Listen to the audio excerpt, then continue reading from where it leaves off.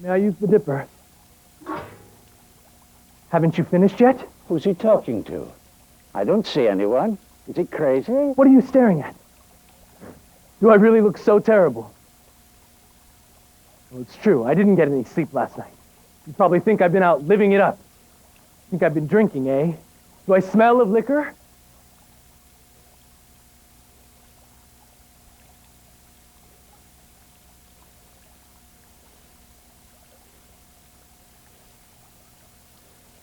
I haven't shaved, it's true. Get me a drink of water, girl. I've earned it. All right, then. I guess I'll just have to tell you. I've been bandaging injured people and keeping watch over the sick all night. You see, I was there when that house burned down last night. Now you know.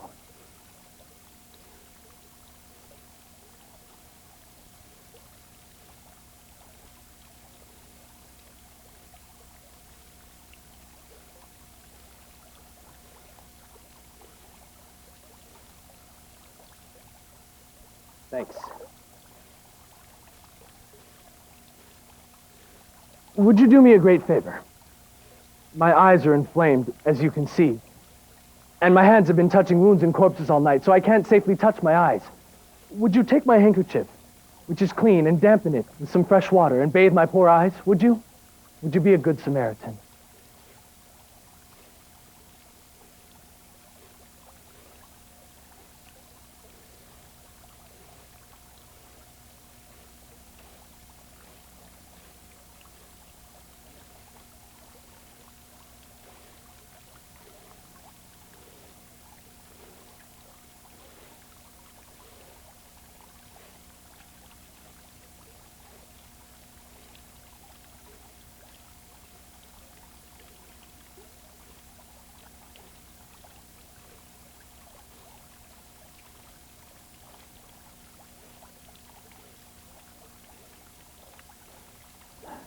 Thank you.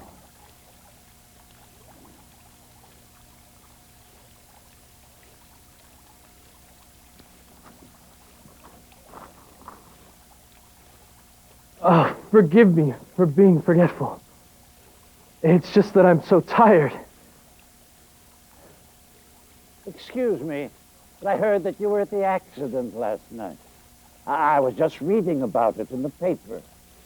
Is it in the paper already? Yes, all of it. Your picture, too. They only regret that they never got the name of the brave fellow who did all that. Really? Yes, that's me.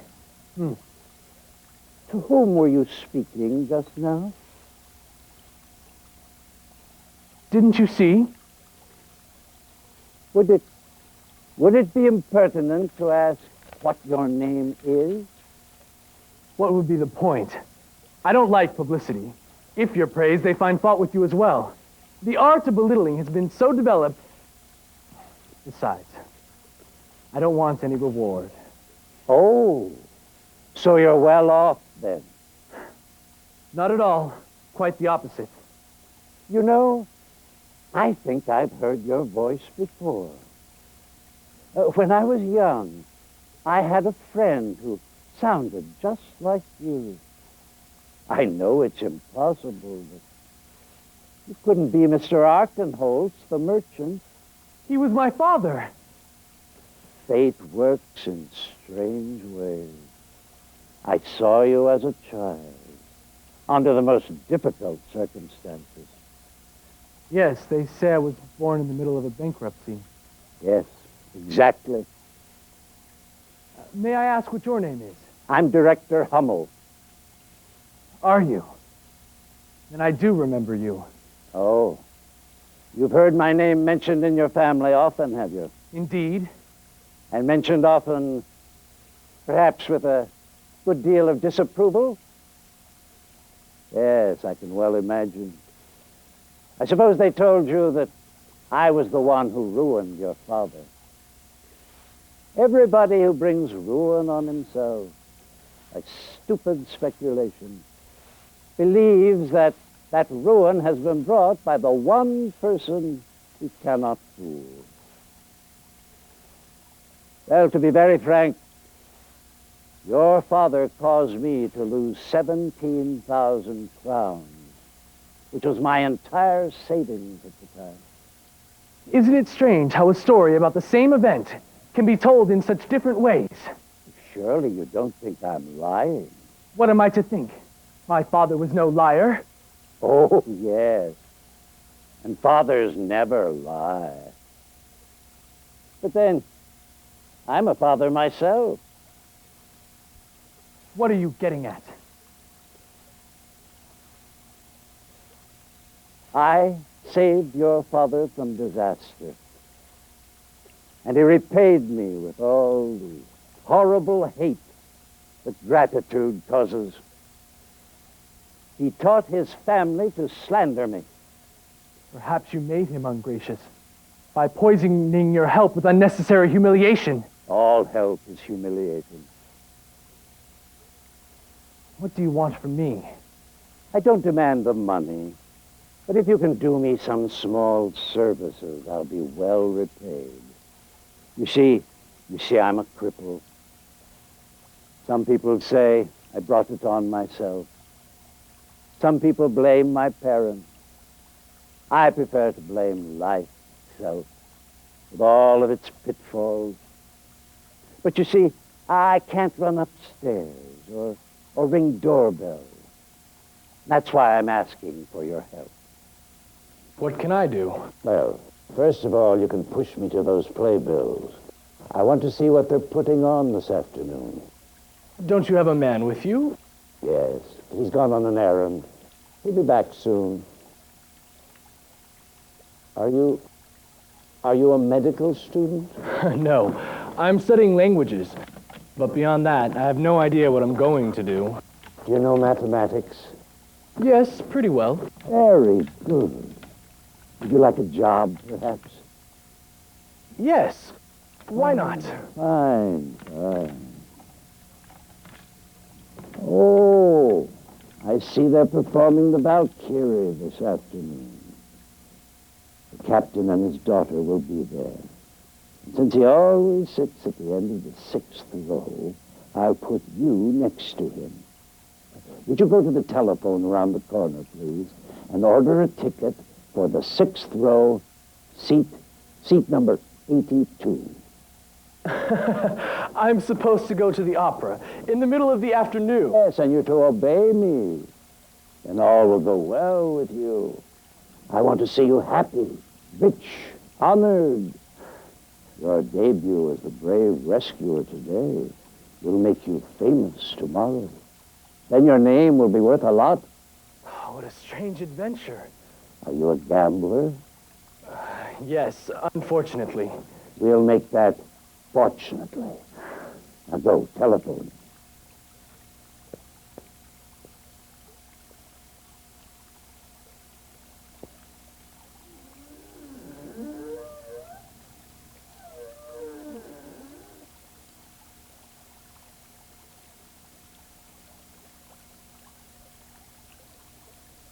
Did you get it? Yes. Good. Do you see that house? Oh, I certainly looked at it. I walked by here yesterday when the sun was hitting all the windows, and I could imagine all the beauty and luxury that must be inside. I said to my companion, how lucky it would be to have an apartment there. A beautiful young wife, 2 handsome children, an income of 20,000 crowns. Did you say that? Did you really? Well, there you are. I love that house, too. Do you speculate in houses? Well, yes, but not in the way you mean. Do you know the people who live there? All of them. At my age, I know everybody. And their fathers and their forefathers. And a lot of them are relatives, too. I'm an old man. Nobody knows me. Not really. I'm interested in the destinies of other people. Oh, see, there's the colonel, whom you'll be sitting next to this afternoon.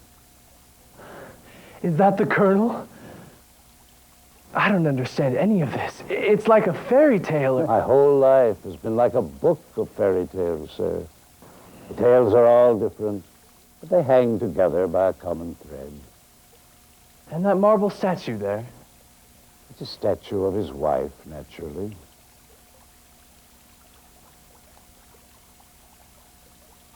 Oh, was she really that beautiful? Well, was she? Well, we can't really judge human beings, can we? But if I were to tell you that he beat her, that she left him, that she came back to him, now that she sits in there like a mummy, worshipping her own statue, you'd probably think I'm crazy. I don't understand. I shouldn't imagine you would.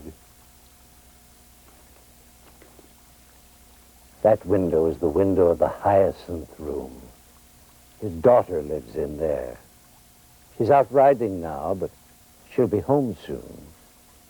Who was the dark lady speaking with the caretaker's wife? Oh, that has to do with the dead man up there. Who was he? A human being like the rest of us. But his most obvious characteristic was his vanity. If you were a Sunday child, you'd see him come out and look up at the consular flag flying at half-mast. He was a consul, you see. And he loved things like crowns, lions, plumed hats, bright-colored ribbons. Sunday child. They say I was born on a Sunday. Really? Were you? I can well believe it. I saw it in the color of your eyes.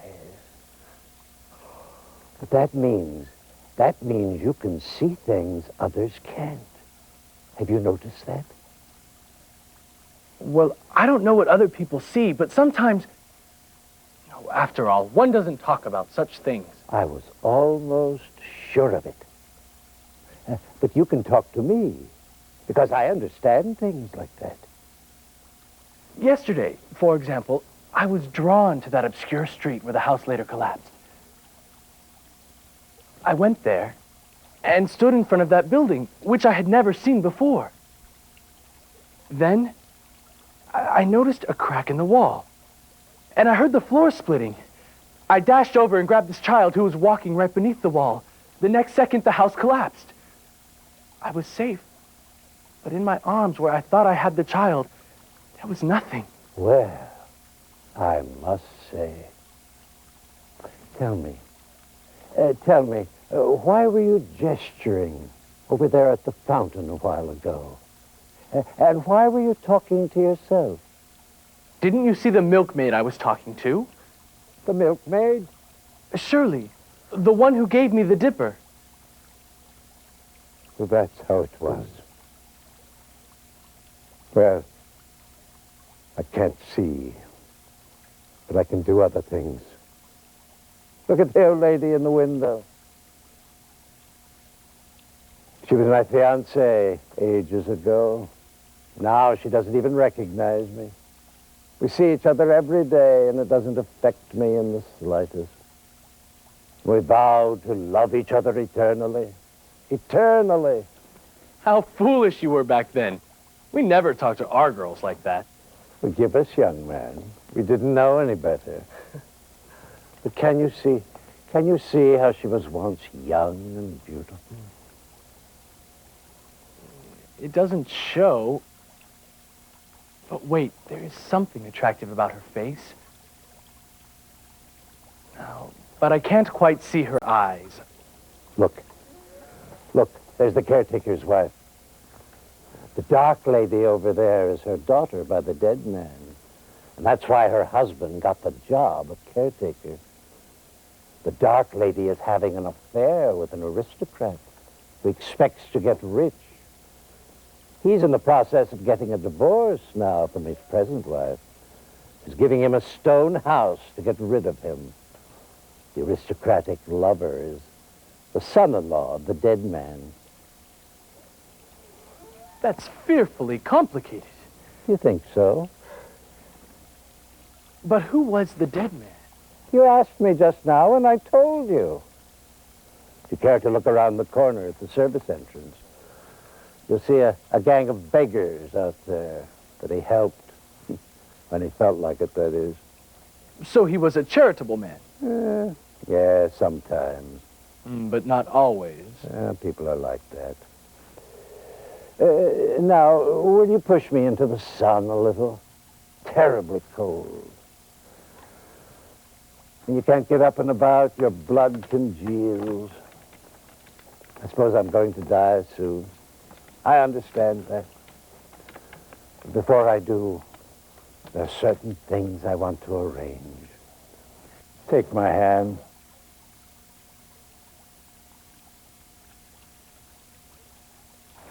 Like ice. Don't leave me. I'm tired. I'm alone. But I haven't always been like this, you understand? I have an unbelievably long life behind me. I've made people unhappy. People have made me unhappy. But before I die, I want to see you happy. Our destinies are linked together through your father and other things. Please, let go of my hand. You're freezing me. You're taking my strength. What do you want from me? Patience, and you'll see. In fact, there's the young lady now. The Colonel's daughter. His daughter, indeed. Look at her. Have you ever seen such a masterpiece? Oh, she's like the statue inside. Well, of course. That's her mother. You're right. Oh, happy she'll be the man who leads her to the altar. I've never seen such a woman of woman born. You see it. Oh, that's good. Not everyone appreciates her great beauty. So be it. What's the matter? Oh, in the face of what's hopeless, there's only despair. I can open doors and hearts if I have an arm to do my will. Serve me, and you'll have the power. Am I to make a pact? Am I to sell my soul? Sell nothing. All my life I've taken. Now I have a longing to give. To give, but there's no one to receive. I'm unimaginably rich, but I have no heirs, except one idiot who torments the life out of me. Be like a son to me. Inherit me while I'm still alive. Enjoy life so I can live it through you. What shall I do? Go and hear the Valkyrie. Fine. What else? Tonight, you'll be sitting there in the round room. Oh, but how am I ever to be received there? Through the Valkyrie. Why have you chosen me as your medium? Did you know me before this? Of course. I've had my eye on you for a very long, long time. Ha! A caretaker and his wife. Setting up the flag in honor of the dead consul. Ah! Do you see that blue and white blanket up there?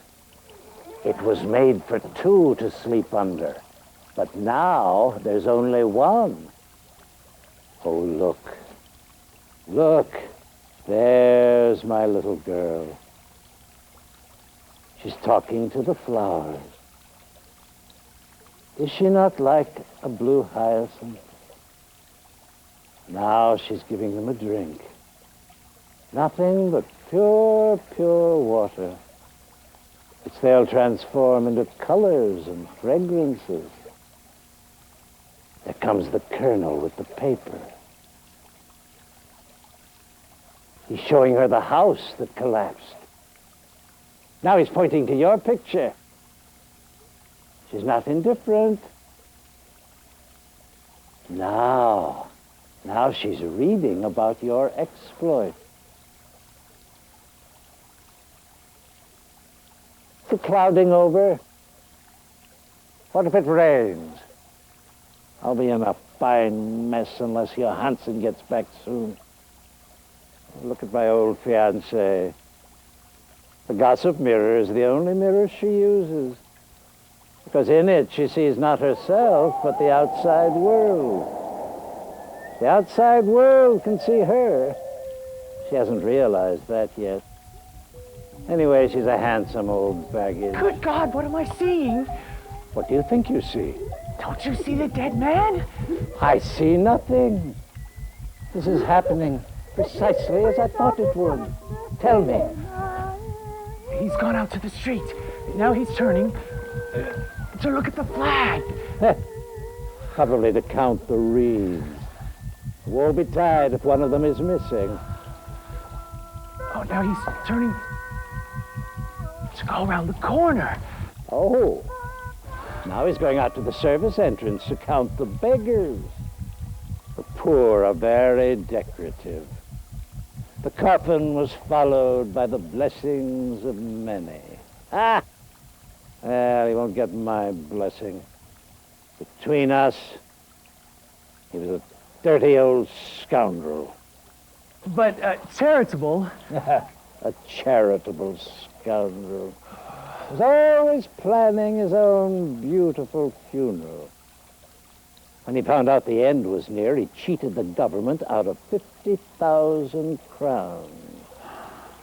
His daughter is having an affair with another woman's husband. She's thinking about the will. You can probably hear every word we're saying, but I don't care. Well, you're handsome.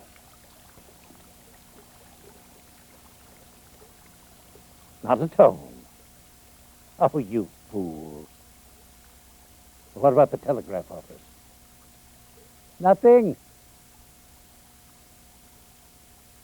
6 o'clock this evening.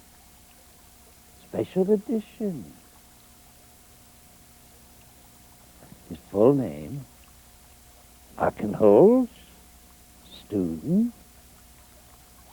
birth, parent. Oh, splendid, splendid.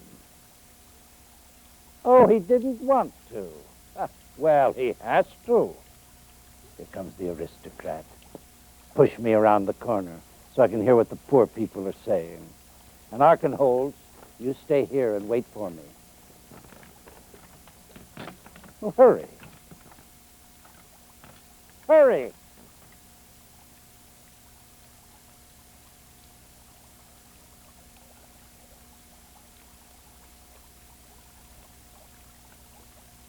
Well, there's nothing we can do about that.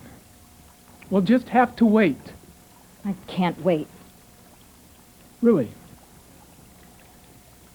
Then go to the country. I don't want to.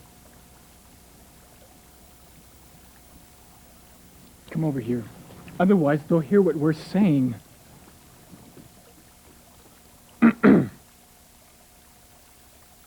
My master sent me to remind you not to forget that other matter. Of course not. But first tell me, who is your master? Well, he's so many things. And he's been everything. Is he sane? What does that mean? He says he's been looking for a Sunday child all his life. But that may or may not be true. What does he want? Is he greedy? He wants power. All day long he rides around in his chariot, like the god Thor. He looks at houses. He tears them down.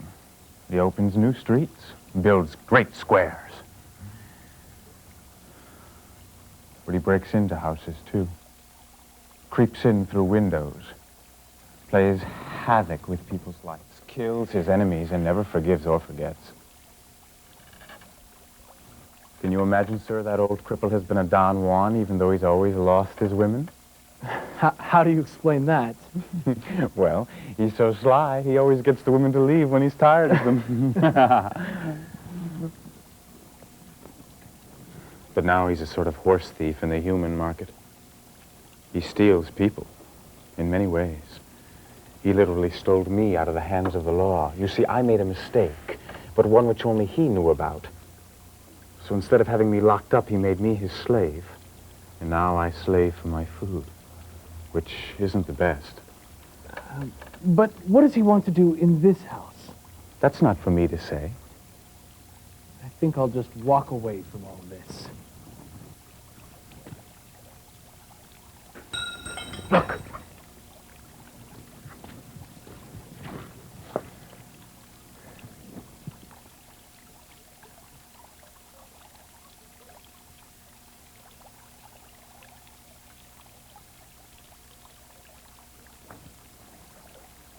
So you're thinking of leaving? That won't be as easy as you think once he's got you in his net. And he's not afraid of anything between heaven and earth. Except one thing, or more accurately, one person. Wait, I think I know. How could you? Let me guess, is it a little milkmaid? He always turns away when he sees a milk cart, and he talks in his sleep. It seems that once in Hamburg... But can you believe this man? You can believe anything and everything about him. What is he doing around the corner? He's listening to the poor people.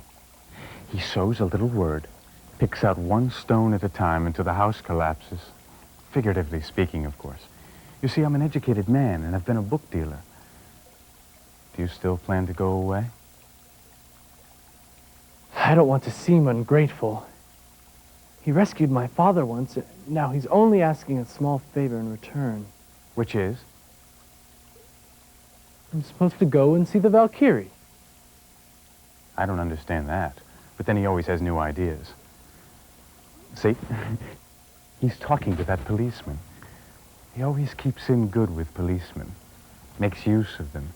Gets them involved. Binds them with false promises and prospects. All the while, he's pumping them. You'll see.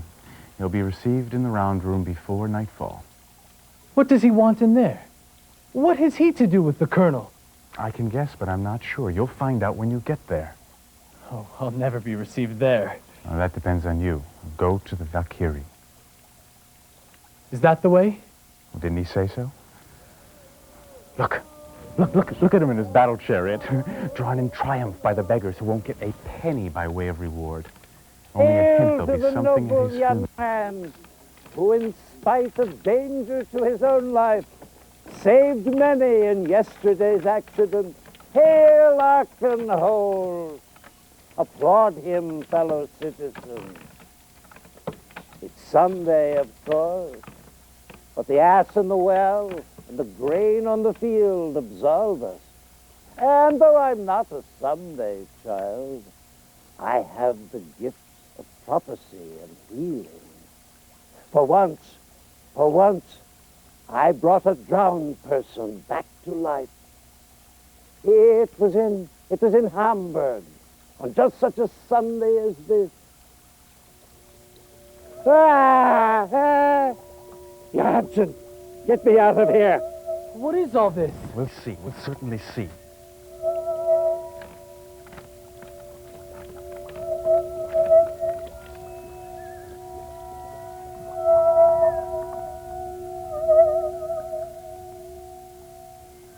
You'll be serving tea, Johansson, while I take their coats. Have you ever done this before? Well, I push a battle wagon days, as you know.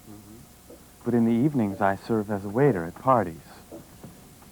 And it has always been my dream to get into this house. But these people are a bit odd, aren't they? A little unusual, one might say.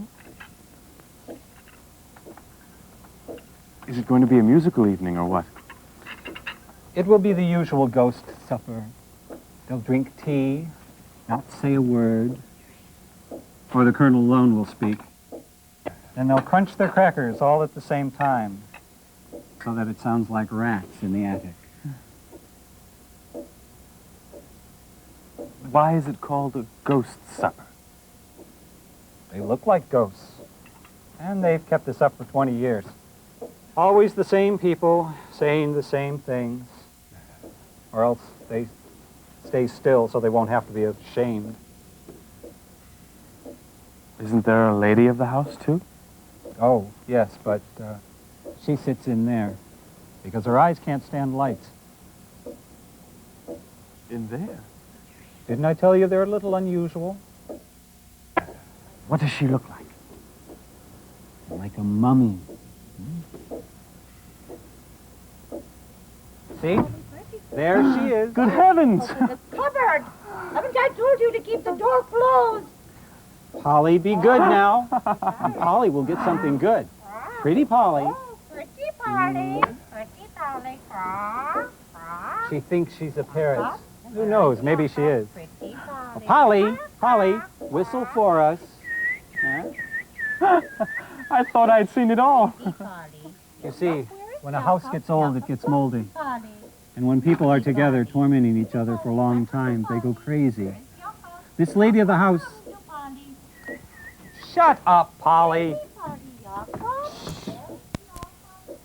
This mummy has been sitting here for 40 years. Same husband, same furniture, same relatives, same friends.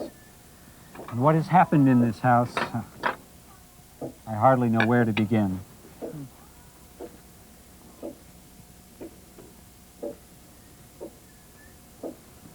Look at that statue. The lady is a young woman. Good Lord. Is that the mummy? It's enough to make you cry, isn't it? But through the power of imagination or something else, she's acquired certain of the parrot's peculiarities. The way she speaks, and the way she can't stand cripples or sick people. She can't stand her own daughter because she's sick. Sick? Didn't you know? No. And the Colonel? Who is he? You'll find out soon enough. It's terrible to imagine. How old is the lady now? No one really knows.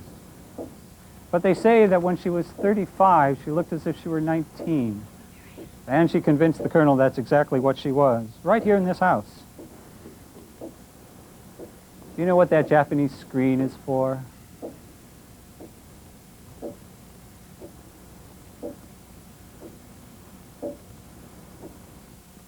It's called the death screen. And it's put up when someone's dying, the same way they do in a hospital. This is a terrible house. And the student wants to get into it because he thinks it's paradise. What student? Oh, that's one. The one who's coming here tonight. The Colonel and the young lady met him at the opera. They both found him charming. But now it's my turn to ask. Who's your master, the man in the wheelchair? Well, is he coming too? He hasn't been invited. He doesn't need an invitation. He's a regular old devil, huh? Yes. And he's a magician, too.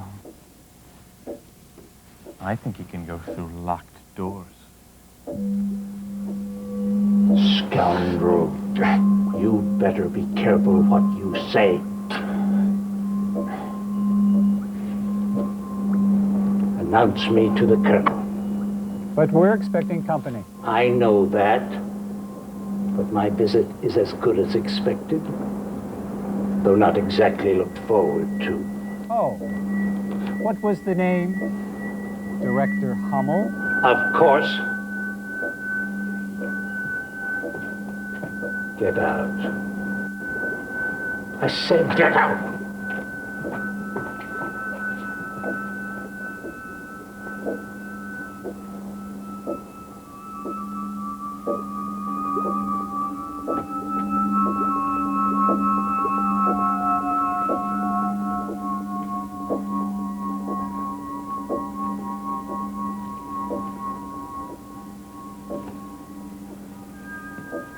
Amelia.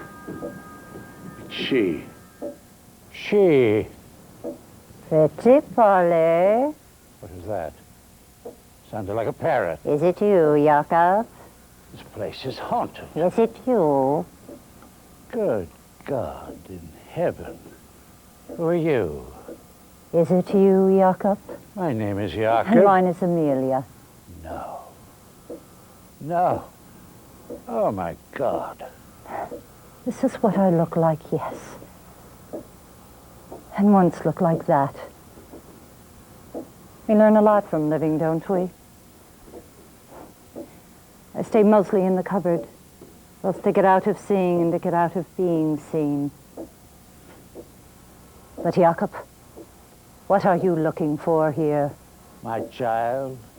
Our child. She is there. Where? There in the hyacinth room. Yes. Yes, it's she. What does her father, I mean, the colonel, your husband, say? Once when I was angry with him, I told him everything. And? He didn't believe me. He just said that's what all wives say when they want to kill their husbands. Oh, but it was still a terrible crime. It has falsified his whole life, his family tree, too. I sometimes read in the Book of Peerage, and then I think, she has a false identification card, and that's punishable in the reformatory. Many people travel under false papers. Seems to me I remember that yours had an incorrect birth date. Oh, my mother made me do that. It wasn't my fault. Oh, but you had the largest share in our crime. No. Your husband caused that crime when he stole my fiancée from me. My nature is such that I cannot forgive until I've punished. What are you after in this house? What do you want? How did you get in? Is it my daughter? If you touch her, you'll die. I mean her no harm. And spare her, father. No. And you shall die in this room, behind that screen. Maybe. But I can't let go once I've got my teeth into something. You want her to marry that student? Why? He has nothing. He is nothing. He'll get rich through me. Were you invited here tonight? No. But I expect to be invited to the ghost supper. Do you know who's coming? Not really. Oh, the Baron who lives upstairs. The one whose father-in-law was buried this afternoon. He'll be there. The one who's getting a divorce so that he can marry the caretaker's daughter. The one who was once your lover. And your former fiancée? The one my husband seduced her? She's also coming. Choice collection. God, if only we could die. If only we could die. Why have you stayed together? Lies and guilts and secrets bind us together. Oh, we have broken up and left one another infinitely many times. But we are always drawn back to one another. I think the colonel's coming. And I shall go into Adele. Jakob, consider what you're doing. Spare her.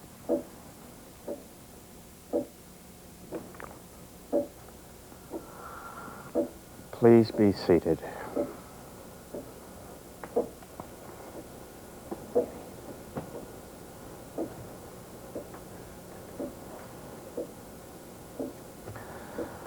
You're the one who wrote the letter, are you not?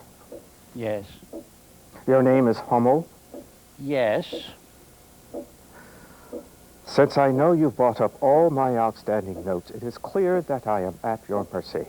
What do you want? I want to be paid. How? Very simple. You can forget about money.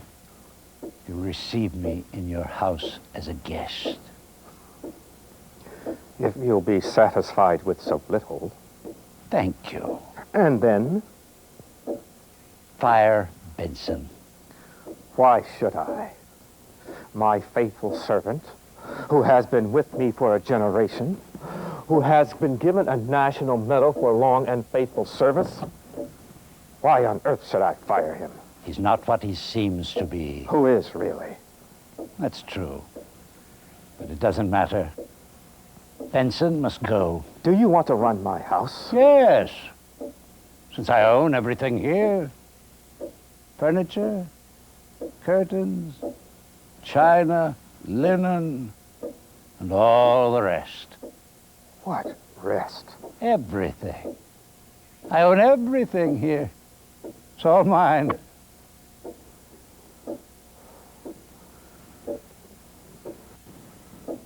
Of course, you're right. It is yours. Nothing is left to me but my rank and my good name. No, not even that. You're not a nobleman. What? Have you no shame? Care to read this extract from the Book of Peerage? You'll see that the family whose name you've been using has been extinct for 100 years. I've heard rumors, but I inherited my name from my father.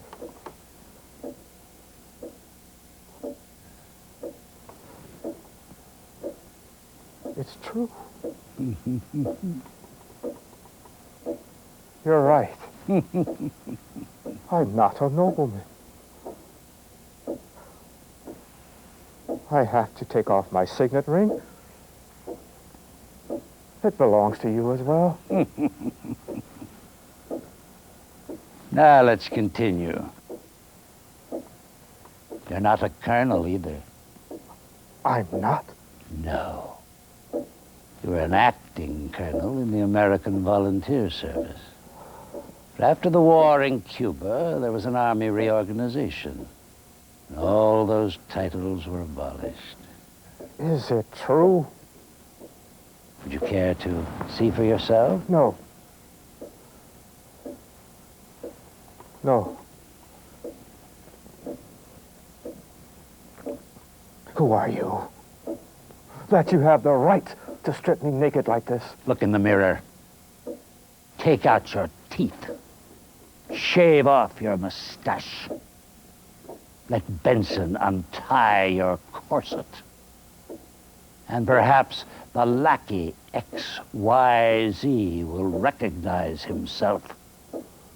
The one who stole food in a certain kitchen. Don't ring that bell. And don't summon Benson. If you do, I'll have him arrested. The guests are arriving. We'll play our old roles for a while. Who are you? I recognize your look and your voice from somewhere. Don't ask. Just keep quiet and do as you're told. Colonel. Welcome to my house, young man. Your noble behavior and the great disaster has put your name on everyone's lips, and I consider it an honor to have you as a guest in my house. Colonel, my humble origins, your brilliant name and noble birth. I hardly know what to say. May I present Mr. Arkenholtz, Director Hummel. Would you be so good as to join the ladies? I must finish my talk with the director.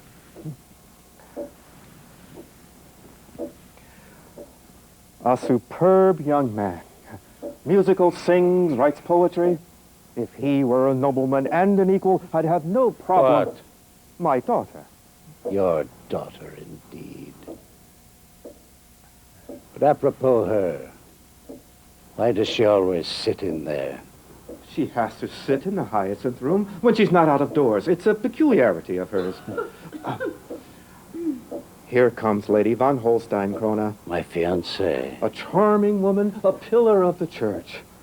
Happily with an income just large enough for her rank and circumstances. Lady von Holstein-Krone, Director Hummel.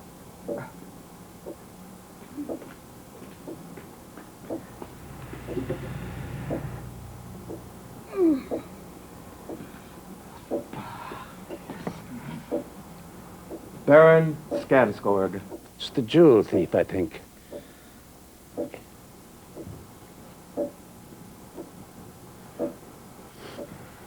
Bring in the mummy, and the party is complete.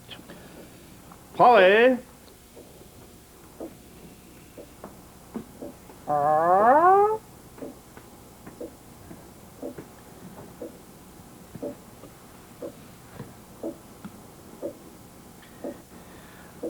Shall we have the young people come in too? No, not now.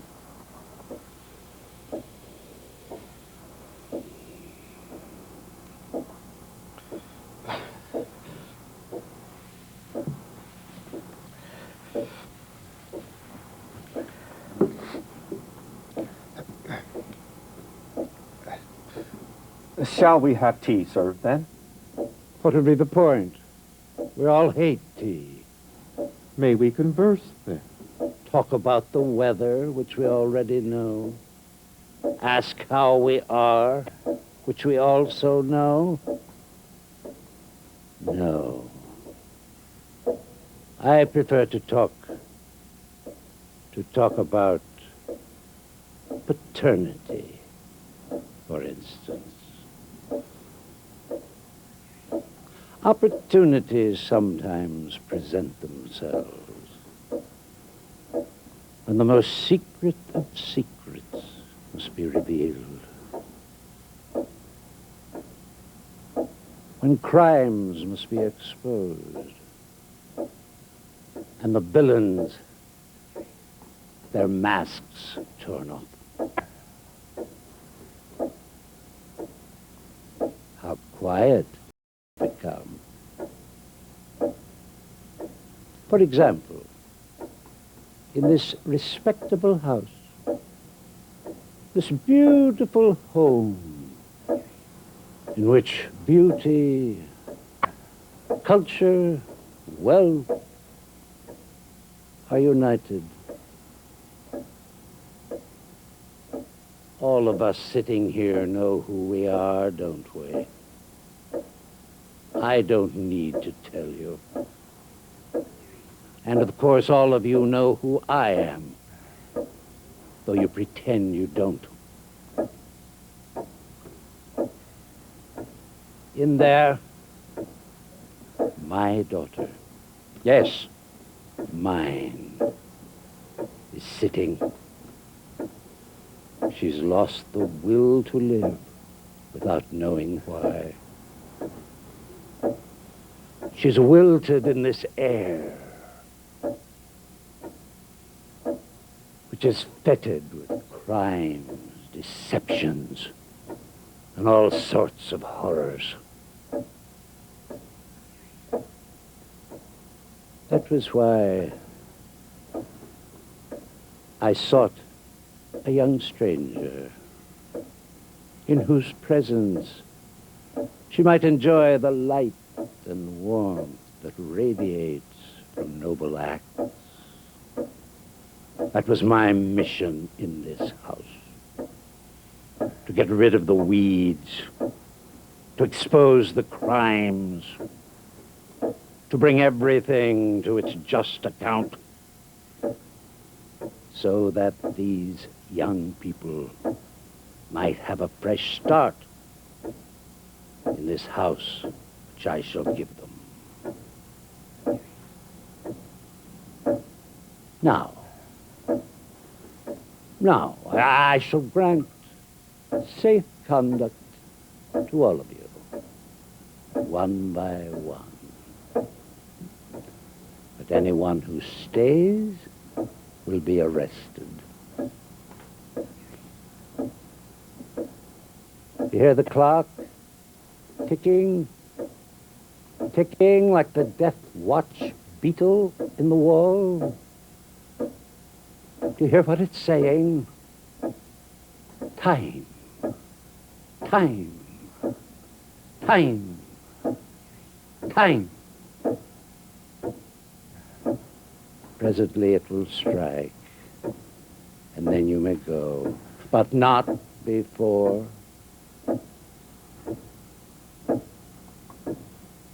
Do you hear it? Threatening you, warning you. The clock can strike. The clock can strike.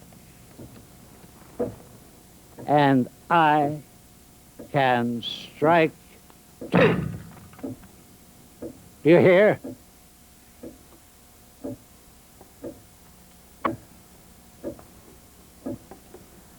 Ah, but I can stop time in its course, reduce the past to nothing, undo what has been done. Not with bribes and not with threats, but through suffering and repentance. Oh, we are miserable wretches, we know that. We have done wrong like everyone else. We are not what we seem, for we are essentially better than ourselves when we recognize our faults and our sins. But you, Jakob Hummel, with your false name, have chosen to sit in judgment shows that you are worse than we are.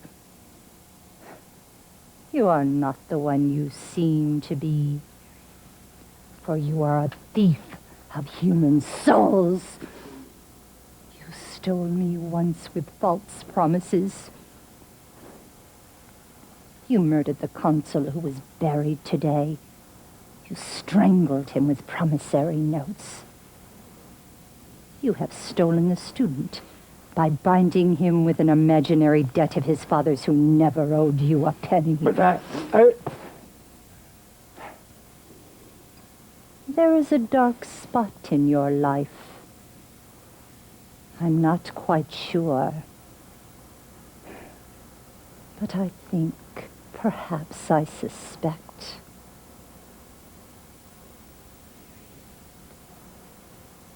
Perhaps Benson knows. No. No, please, no. No. Benson, do you know this man? Yes, I know him. And he knows me. Life has its ups and downs, as you know. I've been in his service, and at another time he was in mine. For example, he used to sponge food from my kitchen for 2 whole years because he was supposed to be the cook. Since he had to leave at 3, he would fix dinner at 2, and the family had to eat food warmed up after that ox. He drank up the meat juices, too, so that what was left had to be cut with water. He sat there like a vampire, sucking the marrow out of the house so that we became like skeletons. Later on, I came across him in Hamburg under another name. He was a loan shark, but he was also accused of luring a girl out onto the ice to drown her because she had witnessed a crime he was afraid would be discovered. That's him. Hand over the will and the notes.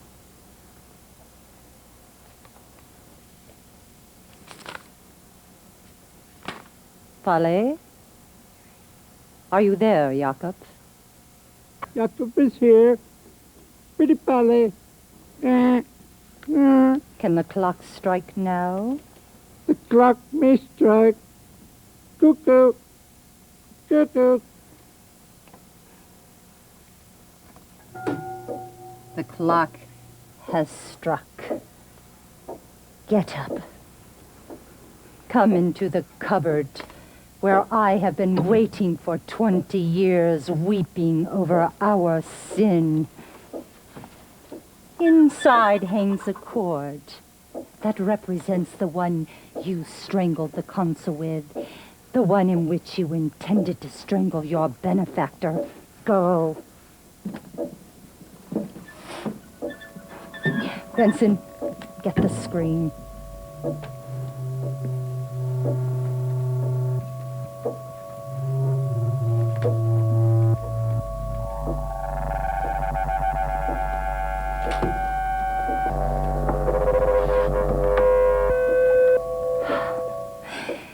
It is done. God be merciful.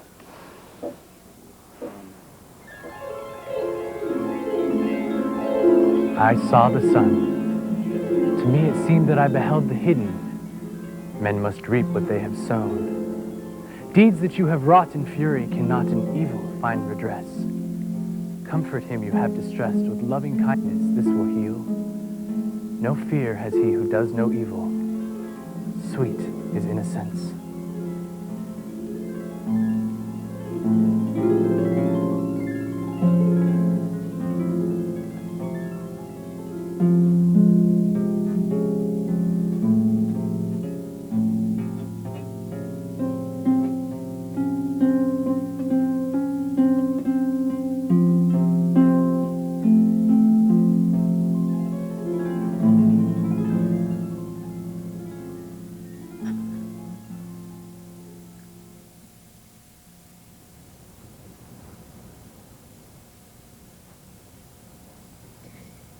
for my flowers. Is that the flower of your soul? The one and only. Do you love the hyacinth? Oh, I love it above all others. Its virginal form, which rises slim and straight from the bulb, rests on the water and sinks its pure white roots into the colorless fluid. I love its colors. The innocent, pure snow white. The honey-sweet yellow. The youthful pink. The mature red. But above all, the blue. The dewy, deep-eyed, faithful blue. I love them all, more than gold or pearls. Loved them since I was a child. They have all the splendid qualities I lack, and yet... What? My love is not returned, for these beautiful flowers hate me. What do you mean? Their fragrance, strong and pure as the first winds of spring which have passed over the melting snow, confuses my senses, deafens me, blinds me, crowds me out of the room, bombards me with poisoned arrows that wound my heart and set my head on fire. Do you know the legend of this flower? Tell it to me. First, its meaning. The bulb is the earth, which lies in the water or rests in the mud. Now the stalk shoots up, straight as the earth's axis, and at the top sit six-pointed star flowers. Above the earth, the stars. That's wonderful. Where did you learn that? How did you see that? Let me think.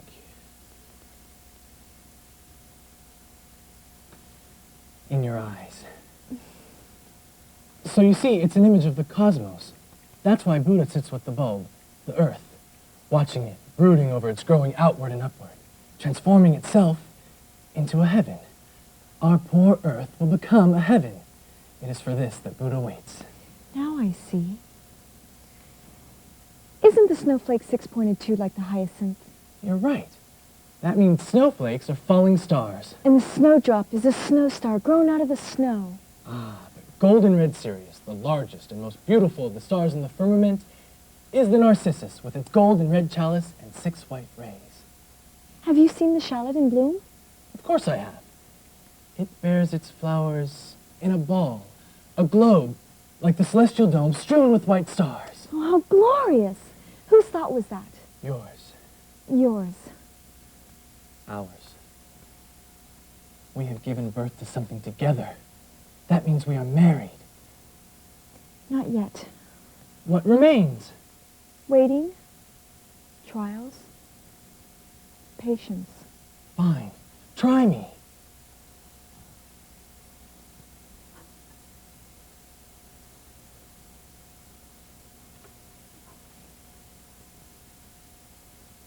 Why are your parents sitting there so silently? Without saying a single word? Because they haven't anything to say to each other. And because neither believes what the other one says. My father puts it like this. What's the point in talking? We can't fool each other anyway. That's terrible. There comes the cook. Look how big and fat she is. What does she want? She wants to ask me about dinner. You see, I'm in charge of the house while Mother's ill. What have we to do with the kitchen? Oh, we do have to eat. Look at the cook. I can't bear the sight of her. Who is that huge woman? She belongs to the Hummel family of vampires. She eats us up. Why not fire her? She won't leave. We can't manage her. We're afflicted with her because of our sins. Can't you see that we're wasting away? Don't you get enough to eat? Yes, we get many dishes, but all the strength is gone. She boils the meat until we get only fibers and water while she drinks up the stock herself. Everything she touches loses its juice. It's as if she sucks the life out of everything she sees with her eyes. We get warmed over grounds when she's drunk the coffee. She drinks wine out of the bottle and then fills them up with water. Send her away. We can't. Why not? She won't go, and we don't know. No one can manage her. She has robbed us of our strength. May I get rid of her for you? No! I believe it must be the way that it is. Now she's here. She'll ask what we're to have for dinner.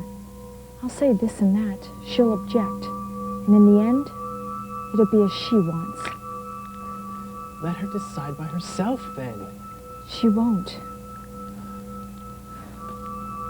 An extraordinary house. It must be under a curse. Yes, but she turned back when she saw you. No, that wasn't why. Get out. When I'm good and ready. I'm ready.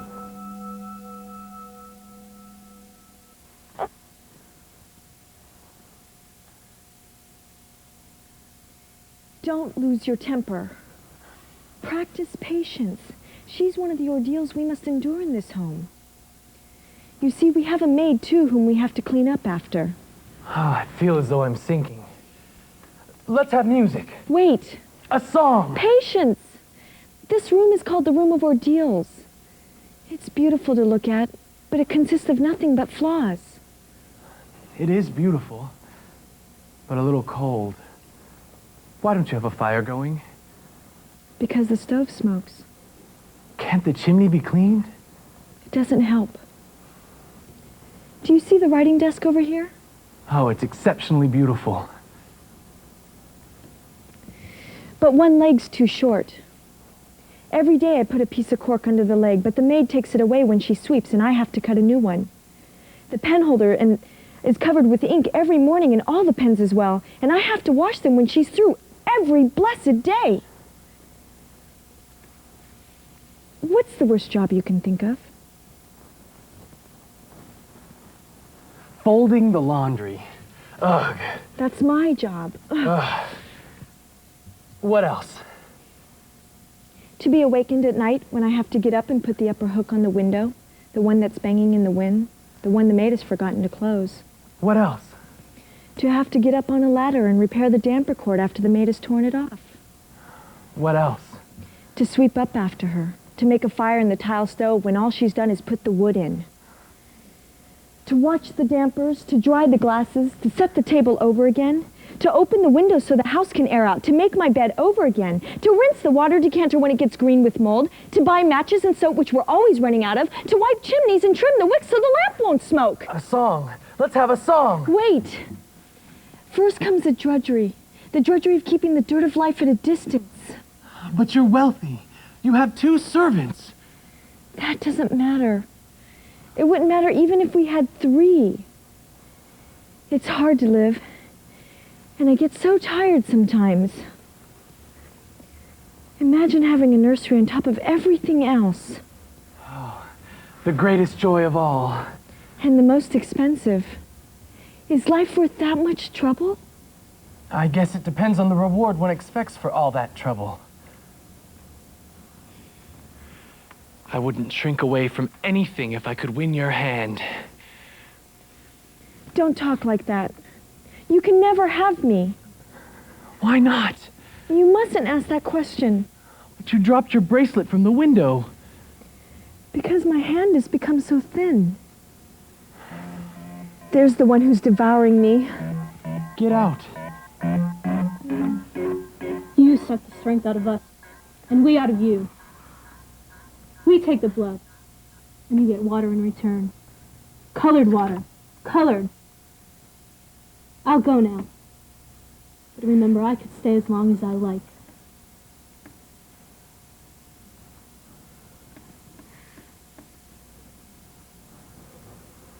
Why did Bengtson get a medal? Because of his great merits. Has he no flaws? Certainly, many great ones. But you don't get medals for those. You have many secrets in this house. Like many others.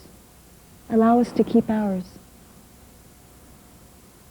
Do you approve of candor? Yes, within reason. I sometimes get the mad urge to say everything I think. But I know the world would collapse if everyone were truly frank. I went to a funeral the other day. In church. It was very solemn and beautiful. Director Hummels? My false benefactor, yes. At the head of the coffin stood an old friend of the deceased. He held the mace. The minister impressed me with his dignified manner and moving words. I cried. We all cried. Afterward, we went to a tavern. There, I learned that the mace bearer had loved the dead man's son, and that the dead man had borrowed money from his son's admirer. What's more, the next day, the minister was arrested for embezzlement. That was a pleasant story, wasn't it? Do you know what I'm thinking about you now? Don't tell me or I'll die. I must, or I shall die. In the insane asylum, they say everything they think. I know. My father ended up in an asylum. Was he ill? No. He was crazy. It came about under these circumstances. He had a circle of acquaintances whom he referred to as friends for short. Oh, they were a crowd of mean wretches. But he had to have some society since he couldn't keep himself completely isolated. As you know, one doesn't normally tell people what one thinks about them, and he didn't either. He knew very well what falses they were. But he had impeccable manners, and he was always courteous to them. Then one day, he had a big party. It was in the evening, and he was tired after working all day, and from the effort of making small talk with his guests. At the dinner table, he tapped for silence, picked up his glass, and began to speak. Then, something snapped. In one long speech, he stripped the whole company, one after the other, told them all their falseness. When he was finished, he fell back in his chair and told them all to go to hell. Oh, no. I'll never forget what happened after that. Mother and father came to blows. The guests rushed out the door.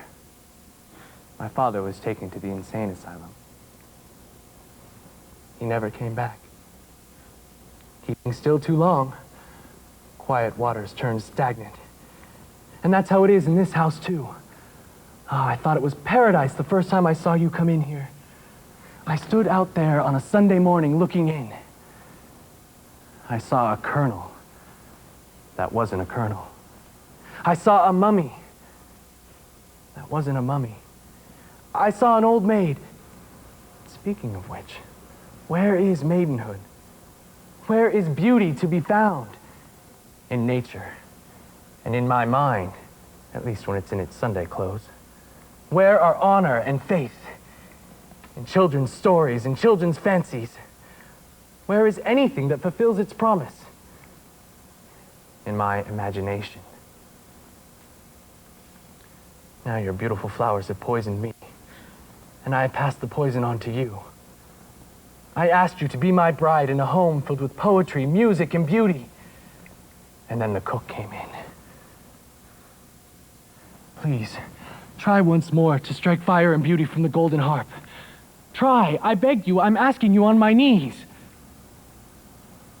Well then, I'll try it myself.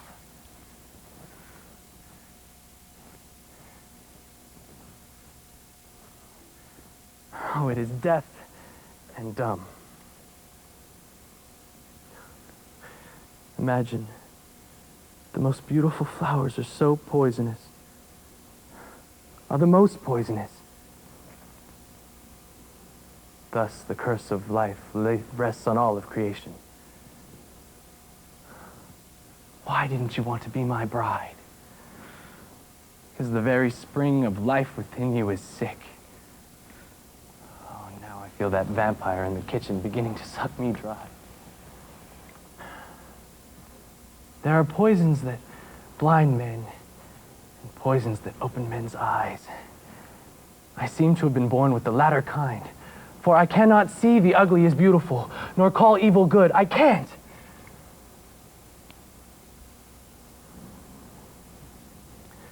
Jesus Christ descended into hell. That was his pilgrimage here on earth. This madhouse, this reformatory, this charnel house. The madmen tried to kill him when he wanted to set them free. The robber was released. The robber always gets the sympathy. Woe, woe to us all. Savior of the world, save us, for we are perishing. Benson, bring the screen quickly.